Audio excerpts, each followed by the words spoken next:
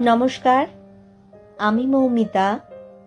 আমার কবিতা পাঠ চ্যানেলে আমার সকল শ্রোতা বন্ধু এবং দর্শক বন্ধুকে আন্তরিক শুভকামনা জানিয়ে আজকের গল্প পাঠ শুরু করছি।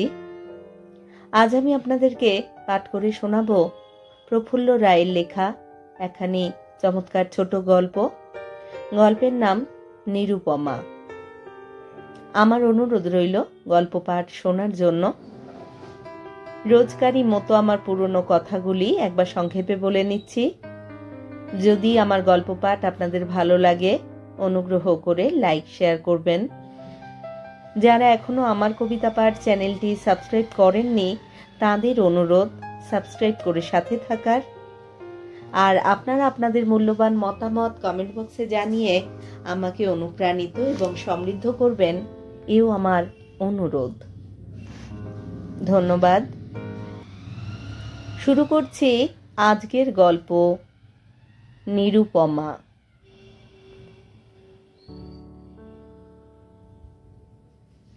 বাস থেকে নামতেই নিরুপমার চোখে পড়ল হাওড়া স্টেশনের বাইরের ঘড়িটায় 8টা বেজে 5।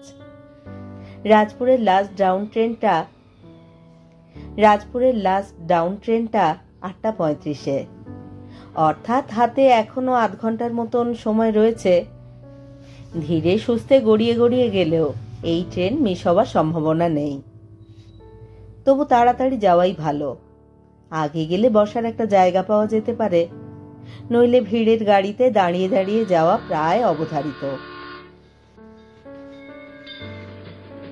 জলোচ্ছ্বাসের ঢলের মতন মানুষ স্টেশনের দিকে ছুটছিল। সেই স্রোতে নিজেকে সঁপে দিল নিরুপমা। কত বয়স হবে তার? 40-42-এর মতো নিশ্চয়ই। এক পলকেই টের পাওয়া যায় সূর্য পশ্চিমে হেলে গেছে। রোগা দুর্বল শরীর নিরুপমার, কণ্ঠার হাড় গজালের মতন ঠেলে উঠেছে। গায়ের রঙে একসময় চাপা ফুলের আভা ছিল, এখন জ্বলে জ্বলে তামাটে। চামড়ার তলা থেকে মোটা মোটা নীল শিরা ফুটে বেরিয়েছে। চোখ দুটি বেশ বড় বড়, তবে কেমন যেন বিষণ্ণ আর ক্লান্ত। তাদের তলায় শ্যাওলার মতন কালচে দাগ। কালো চুলের ফাঁকে ফাঁকে রূপোর তার চিকচিক করে। কপালটা মাঠের মতন প্রকাণ্ড। চুল উঠে উঠে ওই হাল হয়েছে। মুখটা লম্বাটে, অনেকটা ডিমের কথা মনে পড়িয়ে দেয়। একদিন হয়তো মুখখানা সুশ্রী আর ভরাট ছিল, এখন ভাঙচুরের দশা পড়েছে। পরনে সস্তা দামের প্রিন্টেড শাড়ি আর মোটা খেলো ছিটের ব্লাউজ, পায়ে হাত পুরনো চটি। ধুলোয় ঘামে জামা কাপড় চটচটে হয়ে আছে। কপালে গলায় ঘাড়ের ঘাঁজে ঘামের দানা জমে রয়েছে। নিরুপমা স্টেট গভর্নমেন্টের একটা অফিসে লোয়ার ডিভিশন ক্লার্ক। রাজপুর থেকে তাকে ডেলি প্যাসেঞ্জারি করতে হয়। রোজ সকালে সেকেন্ড ট্রেন ধরে কলকাতায় আসে, ফেরে লাস্ট ডাউন গাড়িতে।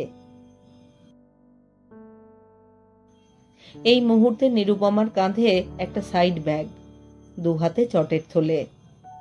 ব্যাগ ট্যাগগুলো মালপত্রের ঠাসা। ডাল, তেল, সাবান, মশলা, চা, চিনি, সারা মাসের যাবতীয় টুকিটাকি বাজার করেছে নিরুপমা। আজ মাসের 4 তারিখ। সব মাসেরই প্রথম দিকে নিরুপমা এইরকম বাজার করে নিয়ে যায়।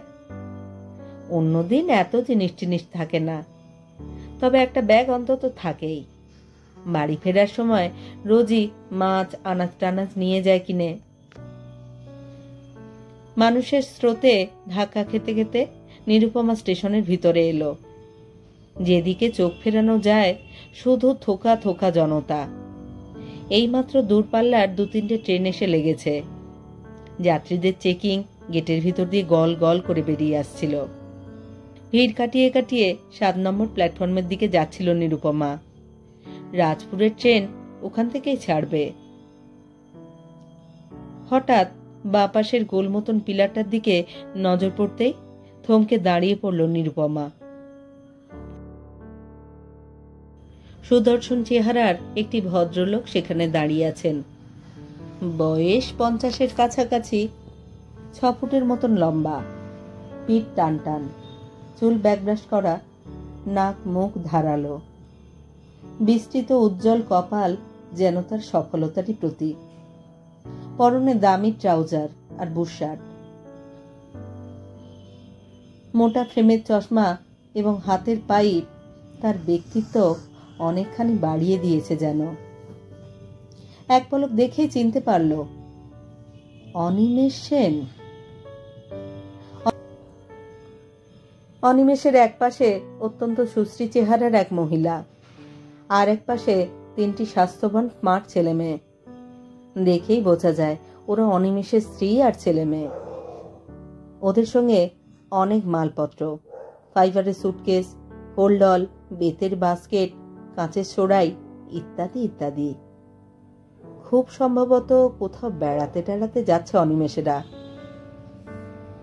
ঘুরে ফিরে বারবার অনিমেষকে, তার স্ত্রীকে এবং বাচ্চাগুলোকে দেখতে লাগলো নিরুপমা। দেখতে দেখতে তার 42 বছরের বয়স্ক পুরনো জীর্ণ হৃৎপিণ্ডে ঝড় বইতে শুরু করলো। নিরুপমা ভাবল, সেদিন আর একটু দুঃসাহসী হলে অনিমেষের পাশে ওই মহিলাটির বদলে সেই থাকতে পারত। ওই সুন্দর ফুলের মতন বাচ্চাগুলো তারই হতে পারত। তাকিয়ে থাকতে থাকতে এই বিশাল হাওড়া স্টেশনের চারিদিকে ছড়ানো রকমারি স্টল, নিয়ন আলো, থোকা থোকা ভিড়, জনস্রোত সব কখন মুছে গেল। আর বুকের ভিতর আচমকা কোথায় একটা বন্ধ দরজা খুলে গেল যেন। তার ভিতর দিয়ে সময়ের উল্টো দিকে পা ফেলে ফেলে 20 বছর পিছনে ফিরে গেল নিরুপমা। অনিমেষের সঙ্গে আলাপ হয়েছিল একান্ত আকস্মিকভাবে। না, অনিমেষের কথা এখন নয়, তার আগে নিজেদের সংসারের ছবি মনে পড়ে যাচ্ছিল নিরুপমার।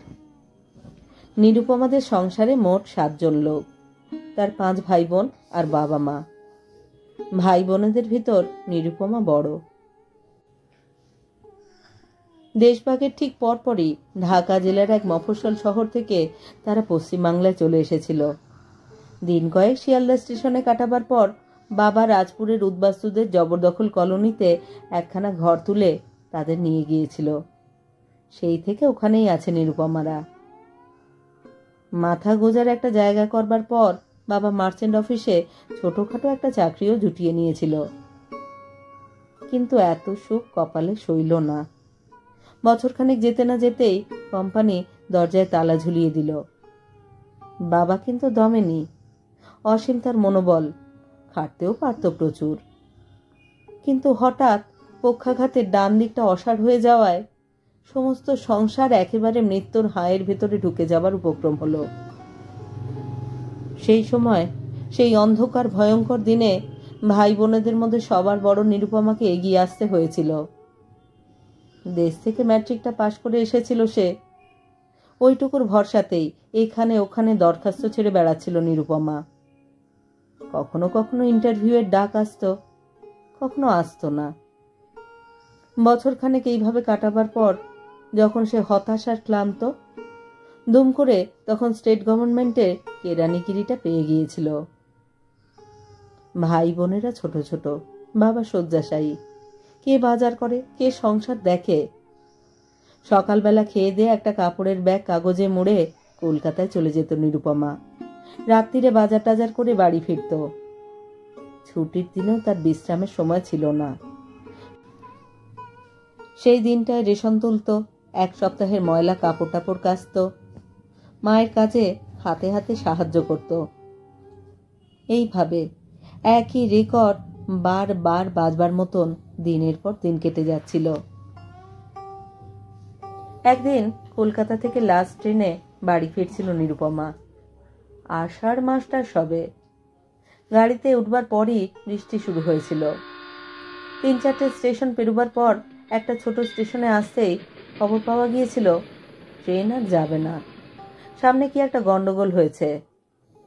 রাজপুরের ওটাই লাস্ট ট্রেন। যাত্রীরা কিছুক্ষণ হইহল্লা চিৎকার করে নেমে গিয়েছিল। কামরার ভিতর নিরুপমা আর একটি যুবক ছাড়া তখন আর কেউ ছিল না। নিরুপমার ভীষণ ভয় করছিল। মাঠের মাঝখানে ছোট্ট স্টেশনে তার মতন সুরূপা তরুণী মেয়ের পক্ষে একা রাত কাটানো প্রায় অসম্ভব ব্যাপার। নিরুপমার হাড়ের ভিতর দিয়ে হিম নামতে শুরু করেছিল যেন। কি করবে, কি করা উচিত, কিছুই ভেবে উঠতে পারছিল না সে। এদিকে সেই যুবকটিও উঠে পড়েছে। দরজা খুলে সে নেমে যাবে, নিরুপমা ডেকে উঠেছিল, শুনুন। যুবকটি ঘুরে দাঁড়িয়েছিল। কিছু বলবেন? হ্যাঁ, আমি খুব বিপদে পড়েছি। নিরুপমার মুখে ভয়, উদ্বেগ এবং দুশ্চিন্তার ছাপ ছিল। কয়েক পলক তার দিকে তাকিয়ে থেকে যুবকটি বলেছিল, কি ব্যাপার বলুন তো? আমি রাজপুরে থাকি, ট্রেন তো শুনছি আর যাবে না, সারা রাত এইখানেই পড়ে থাকবে। এখন আমি যে কি করব? নিরুপমার গলা কাঁপতে শুরু করেছিল। একটু ভেবে যুবকটি বলেছিল, ভারী মুশকিল হলো। আচ্ছা, কাছাকাছি আপনাদের কোনো আত্মীয় টাত্মীয় বা জানাশোনা লোক থাকে? না। থাকলে রাতটা সেখানে কাটাতে পারতেন। একটু চুপ।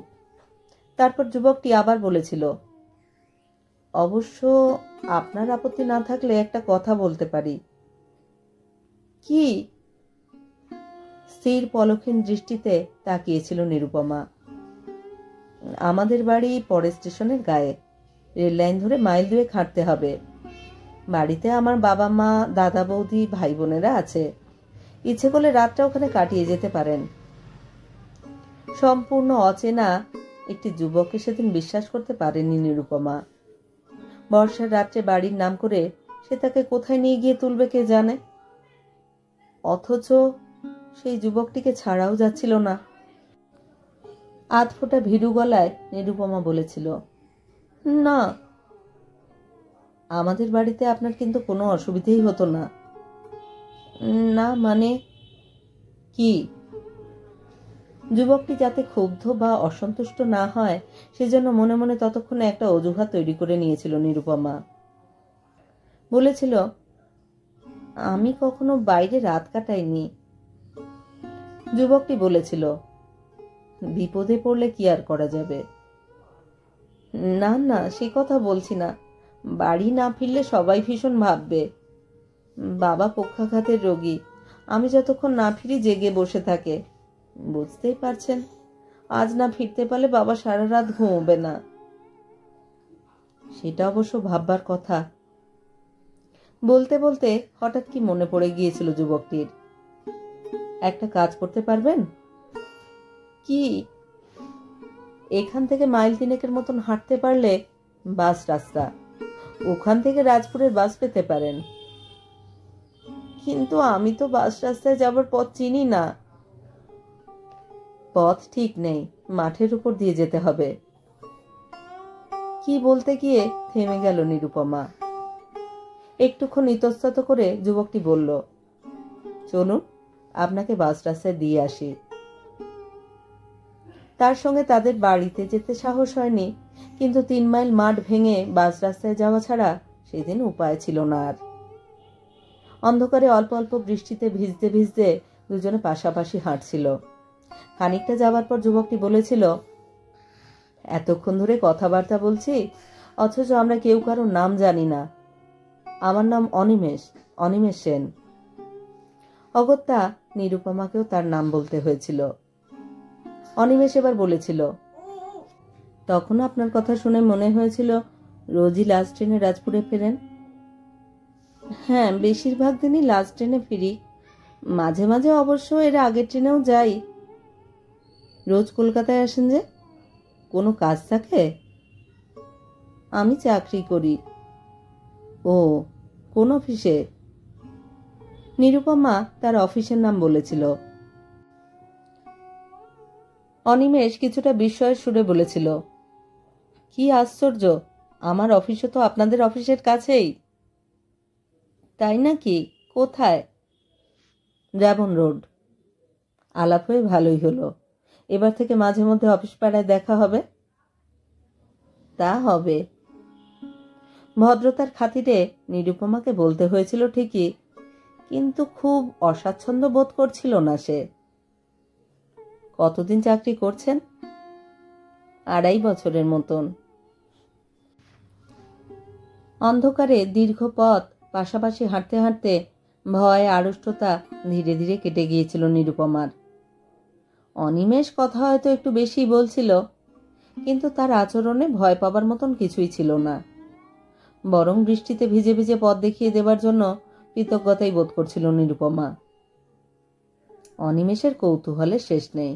নিরুপমারা রাজপুরে কোথায় থাকে, তাদের সংসারে কে কে আছে, তারা কি করে ইত্যাদি যাবতীয় খবর খুঁটিয়ে খুঁটিয়ে জেনে নিয়েছিল। অবশ্য নিজেদের কথাও বলেছিল। তাদের ছোট্ট সংসার, বাবা মা আর 3 ভাই। ভাইদের মধ্যে অনিমেষ সবার ছোট। বাবা ছিলেন ল্যান্ড রেভিনিউ অফিসার, বছর কয়েক রিটায়ার করেছেন। এক দাদা আইএএস, আর এক দাদা ইঞ্জিনিয়ার। চাকরির খাতিরে বউটো নিয়ে তারা বাইরেই থাকে।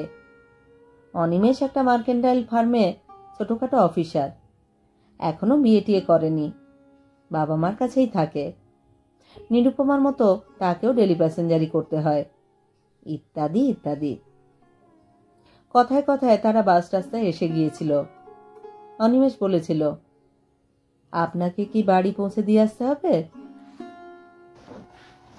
এত রাতে একটি যুবকের সঙ্গে বাড়ি গিয়ে উঠলে অনেক রকম কৈফিয়ত দিতে হবে। কৈফিয়তের সবটুকুই যে বাবা মার কাছে বিশ্বাসযোগ্য হবে এমন কোনো কথা নেই। নিরুপমা তাড়াতাড়ি বলে উঠেছিল, না না, আপনাকে কষ্ট করে অত দূর যেতে হবে না, আমি একাই চলে যেতে পারবো। কষ্ট আর কি, যথেষ্ট কষ্ট। আমার জন্য আপনাকে এতটা রাস্তা হাঁটতে হয়েছে, তার উপর আবার রাজপুর পর্যন্ত যান যদি, আমি খুবই বিব্রত হয়ে পড়ব। অনিমেষ হেসে ফেলেছিল। ঠিক আছে, আপনাকে আর বিব্রত হতে হবে না, আমি রাজপুর যাচ্ছি না। একটু পর বাস এসে গিয়েছিল। উঠতে উঠতে নিরুপমা বলেছিল, আপনাকে আবার অনেকখানি রাস্তা একা একা যেতে হবে। তা হবে। আপনাকে কি বলে যে ধন্যবাদ দেব? দিতে হবে না। নিরুপমা কি বলতে যাচ্ছিল তার আগেই বাস ছেড়ে দিয়েছিল। পরের দিনই যে খুঁজে খুঁজে অনিমেষ তাদের অফিসে এসে হাজির হবে কে ভাবতে পেরেছিল? অবাক নিরুপমা জিজ্ঞেস করেছিল, আপনি? অনিমেষ একমুখ হেসে বলেছিল, হ্যাঁ আমি।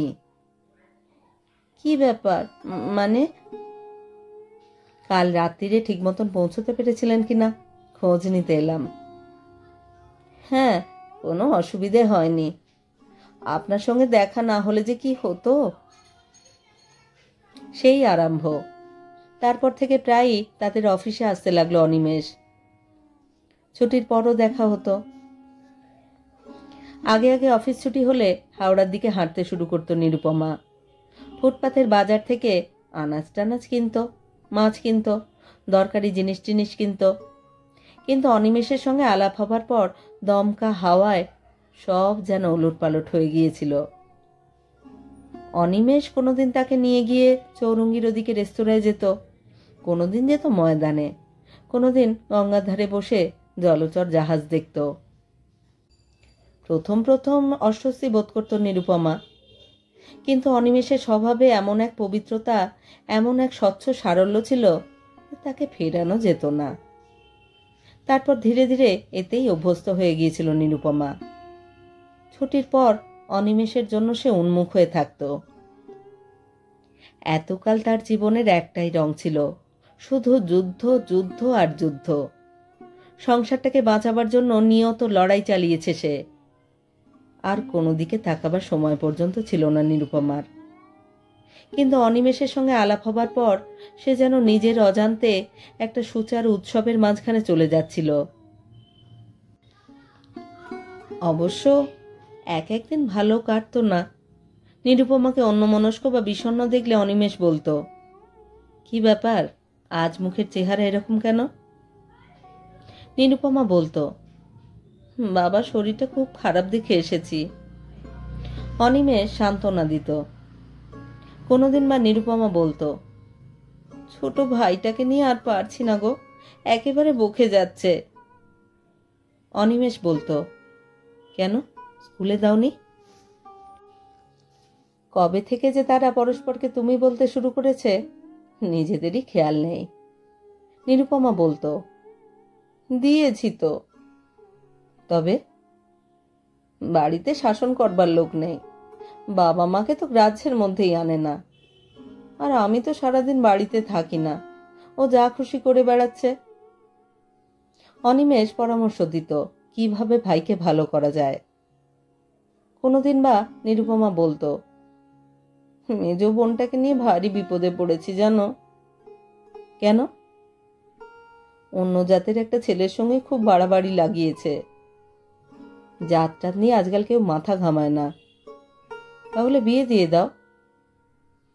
বিয়ে দেবার মতন ছেলে নয়, অতি যাচ্ছে তাই, এক পয়সা রোজগার করে না। বিয়ে দিলে সারা জীবন মেয়েটাকে কাঁদতে হবে। অনিমেষ মাথা নাড়ত। তা বটে। নিরুপমা বলতো, বোনটাকে নিয়ে যে কি করব। এইভাবেই বছরখানে কেটে গিয়েছিল। তারপর হঠাৎ একদিন অনিমেষ বলেছিল, তুমি তো আশ্চর্য মেয়ে। নিরুপমা চমকে উঠেছিল। কেন? এতদিন আমাদের আলাপ, ওই একদিনও তো তোমাদের বাড়ি যেতে বললে না। অনিমেষ এমনভাবে বলেছিল যে তাকে বাড়ি না নিয়ে গিয়ে পারেনি নিরুপমা। বাবা তার সঙ্গে চমৎকার ব্যবহার করেছিল, মা কিন্তু একটা কথাও বলেনি। যতক্ষণ অনিমেষ ছিল তার দিকে তীক্ষ্ণ সন্দিগ্ধ দৃষ্টিতে তাকিয়ে থেকেছে। সে চলে গেলে নিরুপমাকে নিয়ে পড়েছিল মা। ছেলেটার সঙ্গে তোর আলাপ হলো কি করে? নিরুপমা ভাষা ভাষা উত্তর দিয়েছিল, হয়ে গেল। রোজ দেখা হয়? নিরুপমা এবার মিথ্যেই বলেছিল, মাঝে মধ্যে হয়। পলকহীন অনেকক্ষণ তাকিয়ে থেকে মা বলেছিল, যাই করো আর তাই করো, একটা কথা সবসময় মনে রেখো, সমস্ত সংসারটা কিন্তু তোমার মুখের দিকে তাকিয়ে আছে। নিরুপমা উত্তর দেয়নি। যাই হোক, তারপর থেকে মা প্রায় অনিমেষের কথা জিজ্ঞেস করত নিরুপমাকে। নিরুপমা কোনো প্রশ্নের জবাব দিত, কোনোটা দিত না। আসলে স্পষ্ট করে কিছুই বলতো না। আরও একটা বছর পর অনিমেষ বলেছিল, এইভাবে আর চলে না বুঝলে, ভাবছি কাল পরশু তোমাদের বাড়ি যাব। নিরুপমা জানতে চেয়েছিল, কেন? তোমার মা বাবার কাছে গিয়ে তাদের মেয়েটিকে চেয়ে নেব। এস্ট্রাচে দ্রুত ছট টানার মতো নিরুপমার বুকের ভিতরে দুরন্ত বেগে কি একটা বয়ে গিয়েছিল। বেশ কিছুক্ষণ পর সে বলেছিল, না না, মা বাবাকে এসব বলতে হবে না। আহত সুরে অনিমেষ বলেছিল, কেন, বিয়েতে তোমার আপত্তি আছে? আমার নেই, তবে মা বাবার দিক থেকে আপত্তি উঠবে। সেদিন আর কিছু বলেনি অনিমেষ। দিন দুই পর আবার কথাটা তুলেছিল সে। বাড়িতে যখন আপত্তি তখন আপাতত না জানিয়ে বিয়েটা হয়ে যাক, পরে জানানো যাবে। একবার বিয়ে হয়ে গেলে আপত্তি থেকেই আর কি হবে। অনিমেষ এমনভাবে বলেছিল যে নিরুপমা না বলতে পারেনি। সেই দিনই তাকে নিয়ে ম্যারেজ রেজিস্ট্রেশন অফিসে গিয়ে বিয়ের নোটিশ দিয়েছিল। স্থির হয়েছিল দিন 15 পরে বিয়েটা হবে। বিয়ের দিন অন্য সব দিনের মতনই অফিসে চলে আসবে নিরুপমা। সেখান থেকে সোজা সাক্ষী টাক্ষী এবং অনিমেষের সঙ্গে ম্যারেজ রেজিস্ট্রেশন অফিসে চলে যাবে। তারপর যথারীতি লাস্ট ট্রেনে বাড়ি ফিরবে। বিয়ের দিন সকাল থেকেই অন্যমনস্ক হয়ে যাচ্ছিল নিরুপমা। বিচিত্র এক ঘোরের মধ্যে স্নান করেছে, খেয়েছে, তারপর ভালো করে চুলটুল বেঁধে একমাত্র দামি সিল্কের শাড়িটা পরেছে। চোখে কাজলের টান দিয়েছে, মুখে পাউডার টাউডার বুলিয়েছে। মা দাঁড়িয়ে দাঁড়িয়ে সব লক্ষ্য করেছিল, বলেছিল, কোনোদিন তো এত সাজিস না, হঠাৎ এত সাজগোজের ঘটা? নিরুপমা উত্তর দেয়নি। বেরুবার সময় সে যেন নিজের অজান্তেই যেন মা আর বাবাকে প্রণাম করেছিল। সন্দিগ্ধ দৃষ্টিতে কিছুক্ষণ তাকিয়ে থেকে মা তীক্ষ্ণ গলায় বলেছিল, কোনোদিন তো অফিসে যাওয়ার সময় প্রণাম করিস না, আজ কি হলো? তোমার ব্যাপার স্যাপার কিন্তু আমার ভালো লাগছে না। মা বাবাকে না জানিয়ে জীবনের এত বড় একটা ঘটনা ঘটাতে শেষ পর্যন্ত তার মন সায় দিচ্ছিল না। অনেকক্ষণ নিজের সঙ্গে যুদ্ধ করে বিয়ের কথাটা বলেই ফেলেছিল সে। মুহূর্তের জন্য সমস্ত বাড়িটায় শ্মশানের স্তব্ধতা নেমে এসেছিল। ছোট ভাই বোনগুলো নিঃশ্বাস বন্ধ করে তাকিয়েছিল, তাদের চোখে পাতা পড়ছিল না। হঠাৎ মা ডুকুরে কেঁদে উঠেছিল। তোর মনে এই ছিল সর্বনাশী, সংসার যে একেবারে ভেসে যাবে। কাঁদতে কাঁদতে কপাল চাপড়াচ্ছিল মা। অনেকক্ষণ কান্নাকাটির পর মা রান্নাঘরের দিকে চলে গিয়েছিল। আর তখন বাবা নিরুপমাকে ডেকে পিঠে হাত বুলোতে বুলোতে সস্নেহে বলেছিল, তোর মায়ের কথায় কিছু মনে করিস না মা, অভাবে অভাবে ওর মাথার ঠিক নেই। নিরুপমা মুখ নিচু করে বসেছিল। বাবা আবার বলেছিল, যা যা, সেন্টুকে নিয়ে কলকাতায় চলে যা, বিয়ে টিয়ে হয়ে গেলে অনিমেষকে নিয়ে এখানে চলে আসবি। আমি আশীর্বাদ করছি, তোরা সুখী হবি। আর হ্যাঁ, আমার কাছে 50টা টাকা আছে, আমি অক্ষম, কিছুই তো দিতে পারবো না তোদের। ওই টাকাটা দিয়ে তোর একটা শাড়ি আর অনিমেষের জন্য একটা ধুতি কিনে নিস। বালিশের তলা থেকে খানকতক নোট বার করে নিরুপমার হাতে দিয়েছিল বাবা। আধফোঁটা গলায় নিরুপমা বলেছিল, কিন্তু। আর কিন্তু না মা, তোর বিয়ে দেওয়া ছিল আমার কর্তব্য, তার বদলে তোর রক্ত চুষে খাচ্ছি। কি করব, ভগবান আমাকে মেরে রেখেছে যে। মনে কোনো দুঃখ না রেখে কলকাতায় যা মা। একরকম জোর করেই ছোট ভাই সেন্টুকে দিয়ে নিরুপমাকে পাঠিয়ে দিয়েছিল বাবা। সাইকেল রিক্সা স্টেশনের দিকে যেতে যেতে অনিমেষের মুখটা একেবারেই মনে করতে পারছিল না নিরুপমা। বাবা মা ভাই বোনেরা যেন দল বেঁধে বারবার সামনে এসে দাঁড়াচ্ছিল। আর পাষাণ ভারের মতন বুকের ভিতরে কিছু একটা অনুভব করছিল সে। মনে হচ্ছিল পিছন থেকে অস্তিত্বের শিকড় ধরে ওরা টানছে। হঠাৎ কি একটা প্রতিক্রিয়া ঘটে গিয়েছিল। চিৎকার করে নিরুপমা রিক্সাওয়ালাকে বলেছিল, গাড়ি ঘোরাও, আমি বাড়ি যাব। বাড়ি ফিরে নিরুপমা অনিমেষকে একটা চিঠি লিখেছিল, আমাকে ক্ষমা করো।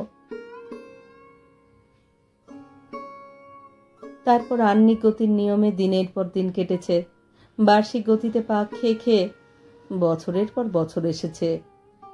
এদিকে নিরুপমার কালো চুলে ধূসর ছোপ পড়তে শুরু করেছে। মসৃণ ত্বক শিথিল হয়ে গেছে। কপালে, গলায়, ঘাড়ের কাছে সরু সরু অসংখ্য রেখা ফুটেছে।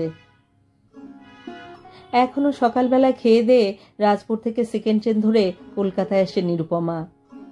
ফিরে সেই লাস্ট ট্রেনে। কতক্ষণ দাঁড়িয়েছিল খেয়াল নেই। হঠাৎ লাউড স্পিকারে ঘোষিকার কণ্ঠস্বর শোনা গেল, রাত 8:35 রাজপুর লোকাল ছাড়বে। নিরুপমা চমকে উঠল। দেখলো এখনো অনিমেষেরা দাঁড়িয়ে আছে। তারপরেই তার চোখ গেল স্টেশনের ঘড়িটার দিকে। এখন 8:30, আর মাত্র 5টা মিনিট হাতে আছে। আরেকবার অনিমেষদের দেখে বোঝাই ব্যাগগুলোর ভারে ঈষৎ ঝুঁকে ঝুঁকে 7 নম্বর প্ল্যাটফর্মের দিকে এগিয়ে চলল নিরুপমা।